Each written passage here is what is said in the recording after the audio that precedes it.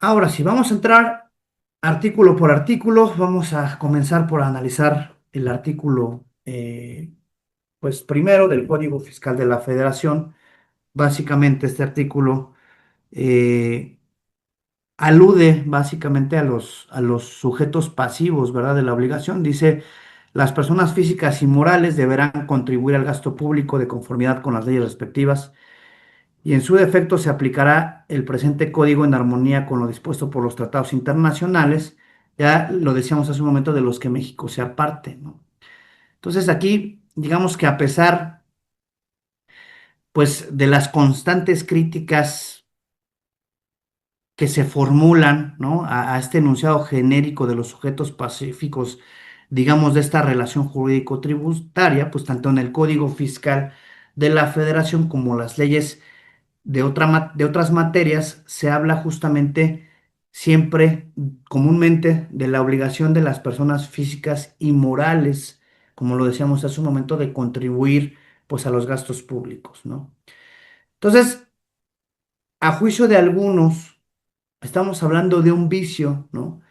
Que parte precisamente de la fracción cuarta del artículo 31 de la Constitución, ¿no? El cual, pues, aunque ya lo comentamos hace un momento, no habla de personas físicas y morales, pues se refiere a los mexicanos, ¿no? Pero entonces nosotros, digamos que olvidándonos, pues, de esta crítica que pueda hacerse a este precepto constitucional, pues habría que recordar que no es necesaria justamente este aspecto de la capacidad jurídica de la persona física o moral para ser sujeto pasivo de las contribuciones. ¿Por qué?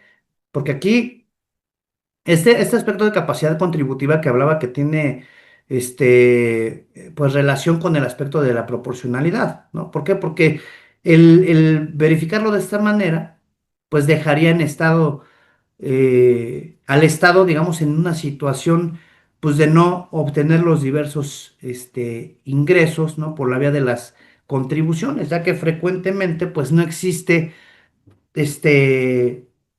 digamos, pues persona física o moral, ¿no? Y la obligación fiscal se tendría que producir en la parte relativa, ¿no? En cuanto te dice a que las personas físicas y morales están obligadas a contribuir para los gastos públicos conforme a las leyes respectivas. Entonces considero que la expresión, pues, de persona física o moral, desde mi punto de vista, tendría que sustituirse, ¿no? Por la de entidad o alguna otra equivalente para que se abarque, pues, este amplio espectro, digamos, este, dentro de las obligaciones, ¿no? Ahora, cuando nosotros hablamos de la obligatoriedad que se establece igual en el Código Fiscal, hablamos, decíamos, de la supletoriedad, ¿verdad? Hace un momento que decíamos, pero bueno, para retomarlo, que está igualmente en el mismo artículo. En el código se comenta, ¿no? Que las disposiciones de este código se van a aplicar en su defecto, aquí como lo menciona la lámina, este, por los tratados internacionales, ¿no? En que México sea parte. Entonces aquí ha sido evidente, creo yo, y preciso, ¿no? Este criterio de nuestros legisladores, ¿no? De la circunstancia que según el artículo 123 constitucional, que ya lo vimos hace un momento, establece que la Constitución, las leyes del Congreso, de la Unión que emanen de la Constitución y todos los tratados que estén de acuerdo con la propia Constitución y que estén celebrados y que se celebren por el presidente de la República, obviamente ya lo dijimos, con aprobación del Senado, serán la ley suprema de toda la Unión. Entonces, de ninguna manera, no creo que quiere decir que este código, en caso de discrepancia con algún tratado, tenga que ceder a este régimen. Aquí sí había que ser muy, muy preciso, ¿sí? Si el Código Fiscal de la Federación se establece algo que vaya en contra del régimen del propio tratado, no significa que el código tenga que ceder, ¿no? Y este criterio que les comento, pues aparece incluso en diversas disposiciones de nuestra legislación fiscal, ¿no? Por ejemplo, si ustedes se quieren remitir al artículo primero de la ley aduanera, ¿no? Que indica justamente que las disposiciones de las propias leyes señaladas en el párrafo primero se tendrían que aplicar sin perjuicio de lo dispuesto por los tratados internacionales de que México se aparte. Entonces aquí, pues básicamente estamos hablando de un tema, ¿verdad?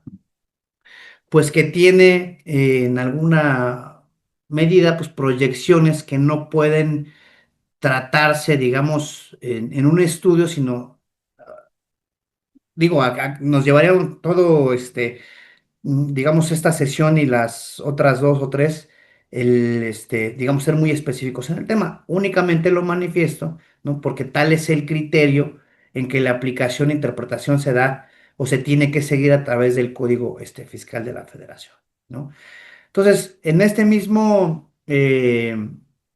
apartado, pues vemos precisamente, pues les decía yo que se habla del sujeto pasivo, ¿verdad? De las contribuciones.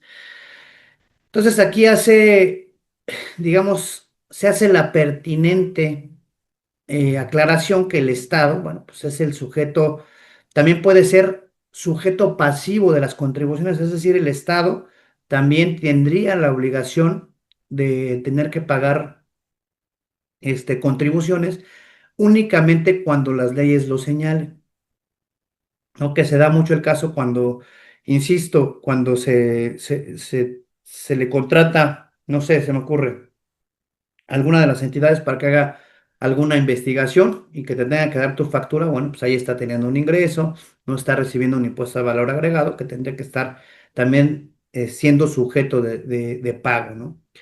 Entonces digo que se trata, digamos, de una aclaración pertinente porque, pues, en vista de que el Estado, en este caso, se cobra y se está pagando a sí mismo las contribuciones, pareciera absurdo, ¿no? Como vulgarmente se dice, ¿no? Que la operación consistente en que el secretario de Hacienda, ¿no?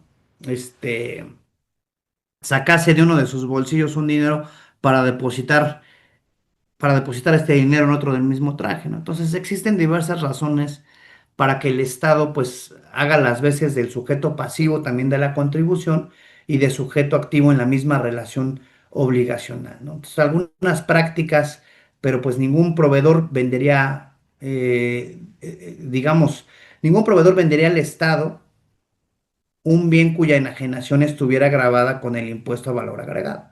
Entonces, si el comprador no aceptase la traslación del gravamen, pues en otros casos tal vez la posición del Estado como empresario dejaría en desventaja a los propios particulares que estén dedicados al mismo giro, ¿no? Si éste no tuviese que pagar también los impuestos. ¿Estamos de acuerdo? Entonces, pues básicamente eso es de lo que habla nuestro artículo primero, ¿no? Ahí, en ese mismo artículo, aún y cuando no está proyectado, hablamos precisamente de que pues los extranjeros también no quedan, digamos, comprendidos como exentos. ¿Por qué? Porque ahí se ubican, aun y cuando sean personas físicas o morales, es donde decíamos nosotros que no queda únicamente a los ciudadanos mexicanos, sino también pueden entrar, no también pueden, también entran, digamos, los extranjeros, ¿no? Entonces, finalmente, vamos a ver esta clasificación de las contribuciones que también ya comentamos hace un momento. El artículo segundo de la Constitución enuncia y conceptúa, ¿no? A las contribuciones, que las divide justamente en estas cuatro, ¿no? Que las divide en los impuestos, las aportaciones de seguridad social, las contribuciones de mejoras y los derechos. Pienso, digamos, que el concepto de impuestos, pues que nos da el código, es un tanto erróneo. ¿Por qué? Porque además, digamos, de dar por conocidos los elementos que lo están integrando, y de reiterar, digamos, el error de indicar que es a cargo de personas físicas y morales, pues lo hace por exclusión diciendo que son contribuciones que no son otras más que las que están enunciadas, ¿no?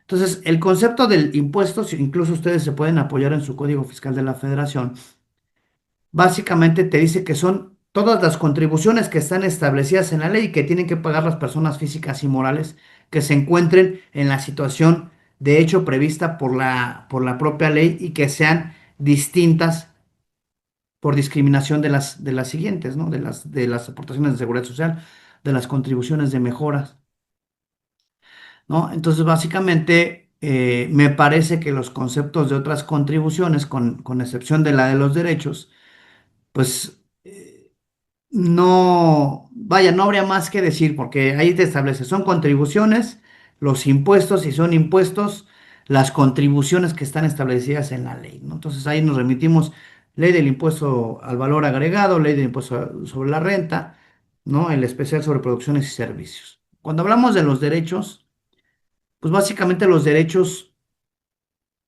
que son igual considerados como ingresos del Estado, ¿no?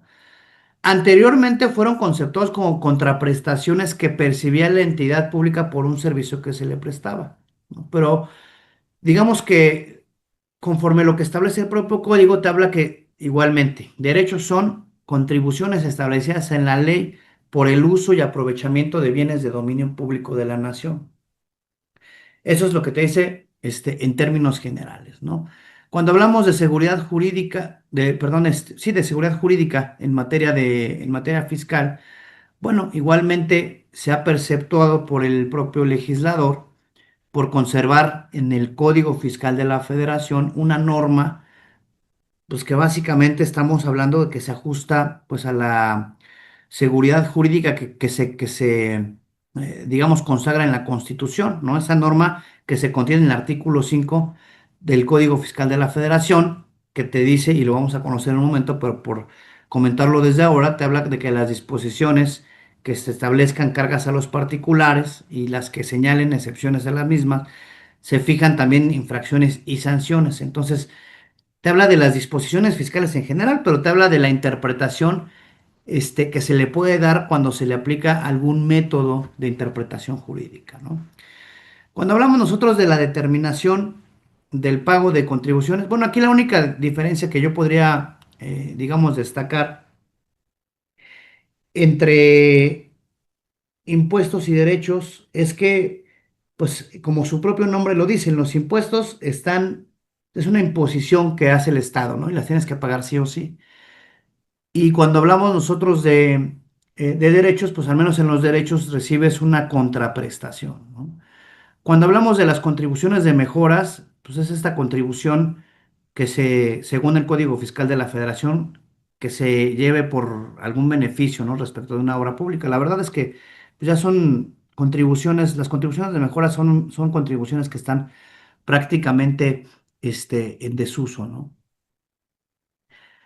Ahora bien, el concepto de crédito fiscal, que también ya mencionábamos hace un momento, que te dice, son créditos fiscales los que tenga derecho a percibir el Estado o sus organismos descentralizados, que provengan de contribuciones, de sus accesorios o de sus aprovechamientos, incluyendo los que deriven de responsabilidades que el Estado tenga derecho a exigir de sus funcionarios o empleados o de los particulares, así como aquellos a los que las leyes les den ese carácter y el Estado tenga derecho a percibir por cuenta ajena, ¿no? Ay, se me movió.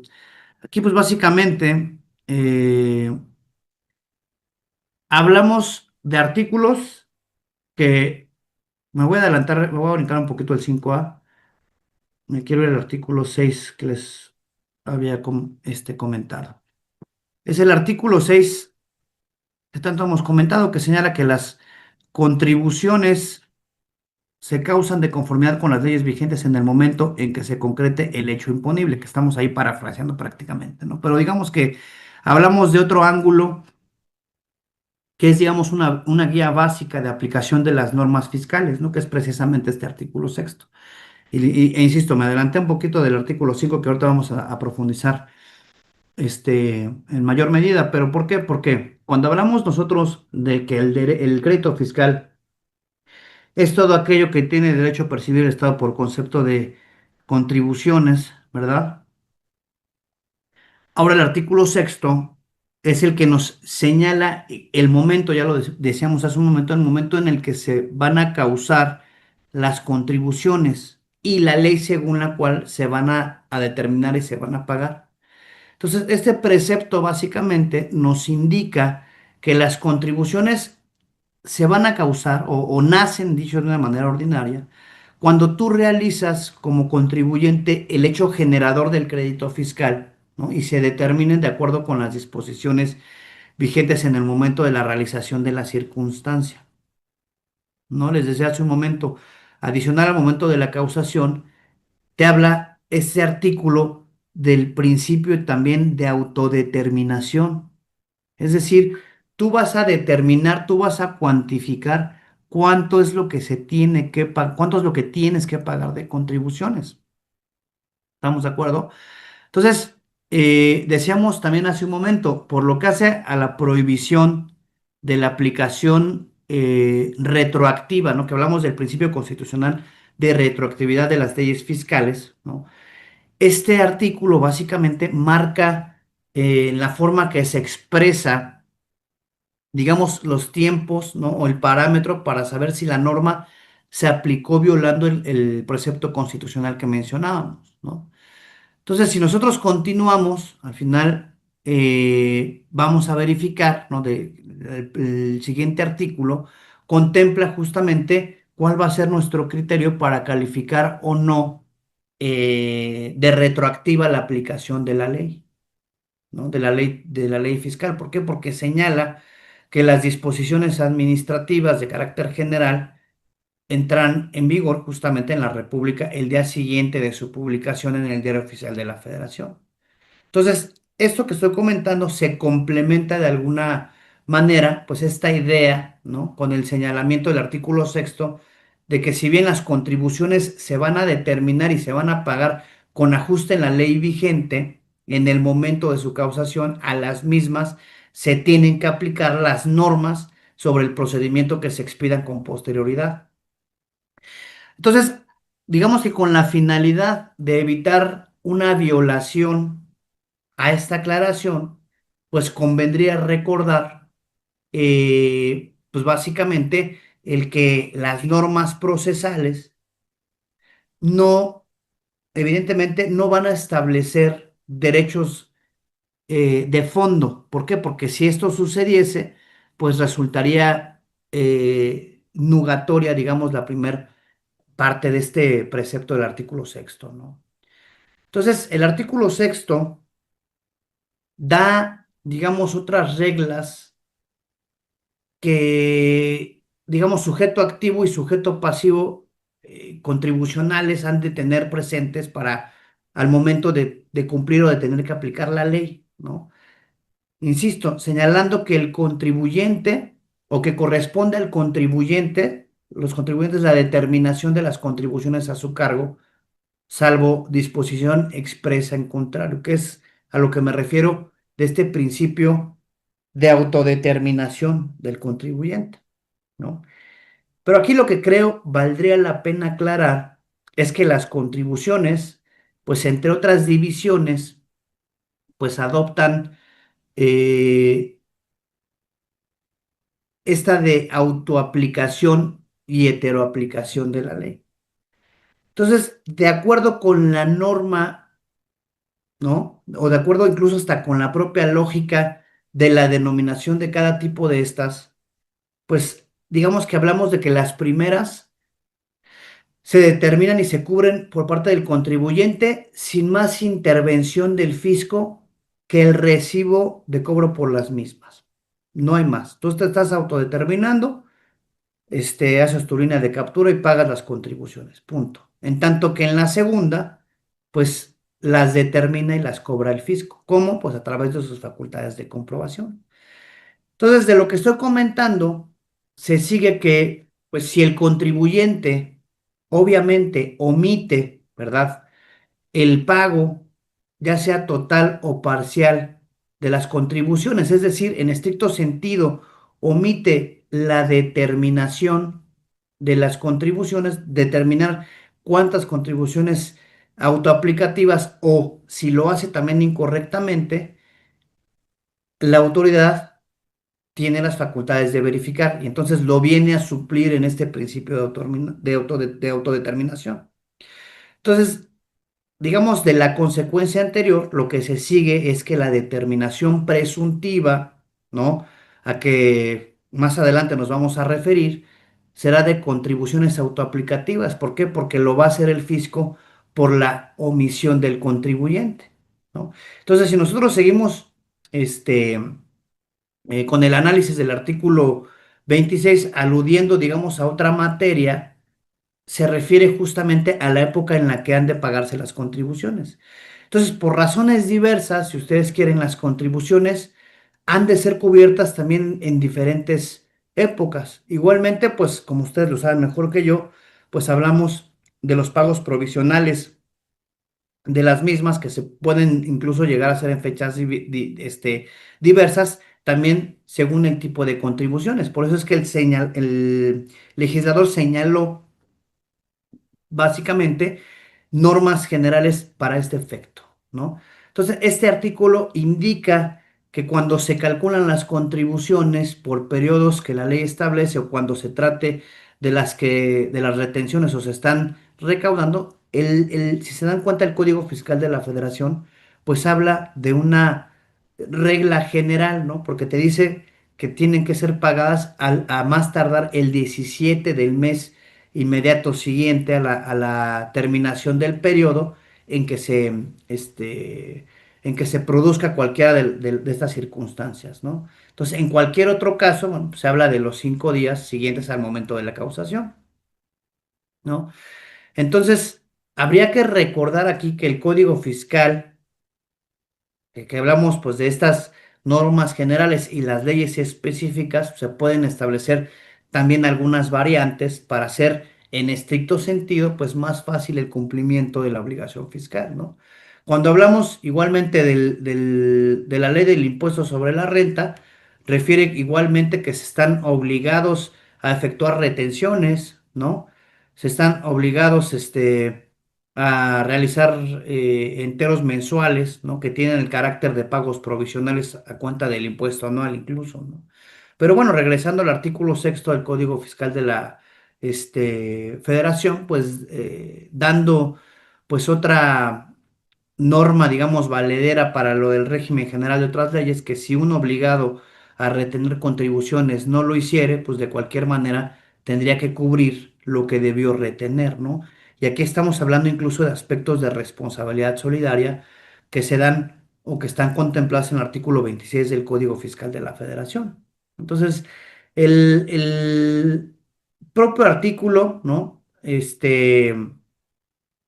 Establece, insisto, estos dos principios, ¿no? El principio de autodeterminación y el principio de causación de la contribución.